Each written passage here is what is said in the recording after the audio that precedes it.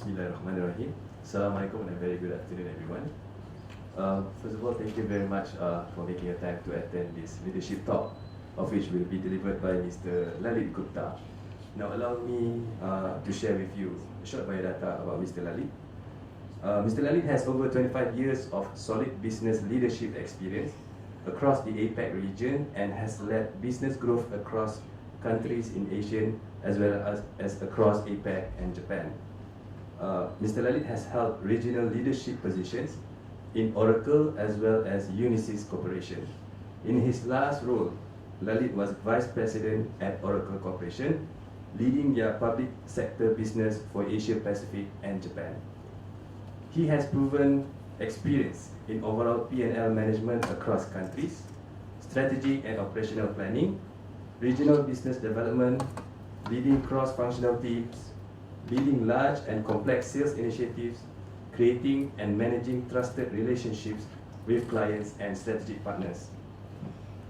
Mr. Lalit has led large business transformation initiatives in financial sector, as well as public sector in Malaysia and across the region. Mr. Lalit is also a thought leader and has spoken at many regional and global conferences on new technology innovations around big data, social, cloud, and mobility, and their impact on the industry. Lalit has represented Unisys as well as Oracle in all forms of media on a regular basis. Mr. Lalit, our presentation today will be The Business World is Changing. Are you ready for it? So, without further ado, I would like to invite Mr. Lalit Gupta.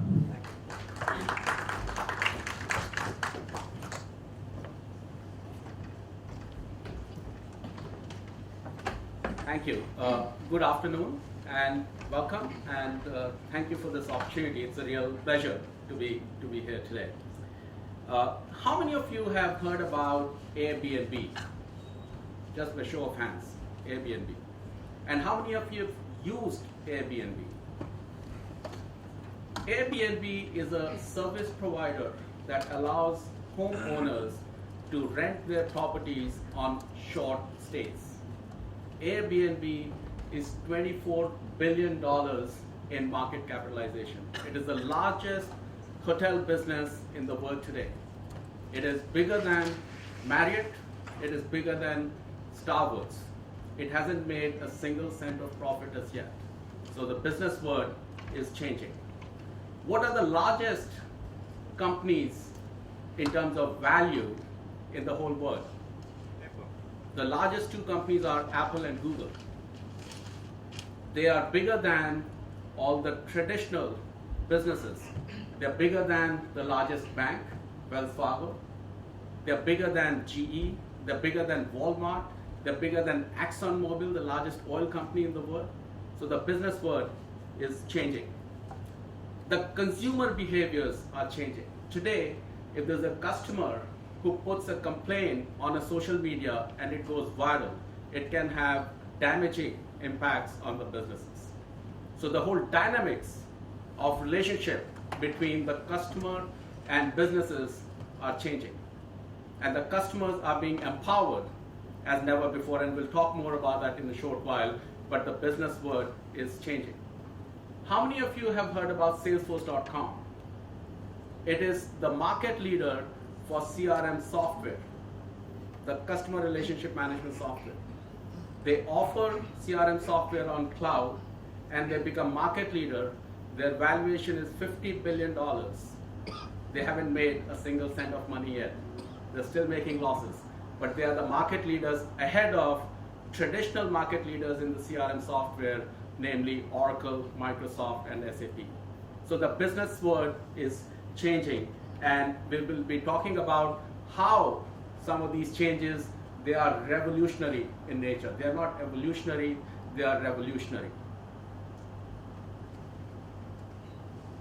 Now this looks ridiculous, doesn't it? So the people who don't change, they look ridiculous. And I can bet you, even the businesses that don't change, they look as ridiculous. When they get taken over by new disruptive ideas, new technologies, new businesses, they look ridiculous at the time when they are overtaken by the new businesses. Therefore, in this session, we are going to be talking about what are the disruptive changes that are revolutionizing the business world today. We will be talking about why we think these changes are revolutionary and not evolutionary. Secondly, when you talk about changes and when you talk about revolutionary changes, obviously it poses a challenge. It's a problem, it's an issue. But at the same time, it poses a great opportunity for people who understand and who can take advantage of it. It depends on how you look at it, how well you understand it, and how well you are able to take advantage of it. So that's the objective of this session today, to introduce and to understand some of these changes, to better understand so that you are able to take advantage of it and are able to deal with them in your own business scenarios. So this is how I have organized my session today. First, we'll talk about the disruptive changes that are revolutionizing the business world. And then we'll go into the details of customer, technology, and leadership, three key areas which I believe are absolutely important for you to understand in this new business world. We'll talk about how the customer behaviors are changing. We'll talk about how the customers are being empowered as never before. We'll talk about how the innovations and the new markets and the new products are driving the customer behavior and not the other way around. And we'll talk more about that as we go through the rest of the session. The second is technology. Now, technology is extremely important because you will see when we talked about Airbnb, and we'll talk about a number of other disruptors, you will see that the technology is driving a number of these disruptions. Technology is at the heart of a lot of these disruptions. So it's really important for you to understand what some of these technology changes are and how can you make use of it in your own business scenarios. Then leadership. We'll talk about leadership not as a concept or theory, but leadership in action. We'll talk about the concepts of leadership which have changed in this new scenario, and we'll also look at some of the core principles of leadership which I believe do not change regardless of what kind of change you're dealing with. Before I move on, I'm not as nice a guy as I appear to be. So at the end of the session, I'm going to ask a few of you to share your thoughts on some of the things that I'm going to be presenting today. So I'm going to be asking you to tell me the 2 important thoughts that are relevant to you and why from this session. So there's nothing like a free lunch, guys. So when we talk about disruptive changes revolutionizing the business world, the first is about the mobile revolution. It is the new world of connectivity and a new world of interdependence. It is empowering the customer as never before. It is a new set of rules. It's a new business, new market. Let me tell you a very interesting story. Between the years 2000 and 2010, the mobile adoption across the globe almost doubled every year. It doubled from 2000 to 2001. It doubled again from 2001 to 2002, and so forth. But what did the industry experts projected as the growth rate of mobile adoption in the year 2000? 12%. It doubled. In 2001, what did the industry experts projected the growth of mobile adoption to be? 16%. It doubled again. 2002, they thought, okay, we'll get a little bit more liberal, and they projected 22%, and it doubled again. So the point that I'm making is that there are changes that are happening today which basically throw the conventional wisdom and traditional thinking out of the window. The changes that are happening which are beyond anybody's imagination. And this connectivity, mobile connectivity, has changed so many things, and some of the examples that we'll be looking at you will see how a lot of those things would not have been possible without this mobile connectivity, this whole new word of connectivity, whole new word of interdependence. So let's just look at some of the examples of how this thing is impacting the business world. Now this is an old example, but it's a very nice example. United Breaks guitar. So this musician, Dave Carroll, he took a United Airlines flight from Halifax to Omaha. The UA baggage handlers, they broke his guitar. He complained, but his complaints were met with rudeness, red tape, and delays. So what did he do? He created a musical video called United Breaks Guitar. And you can see it on YouTube.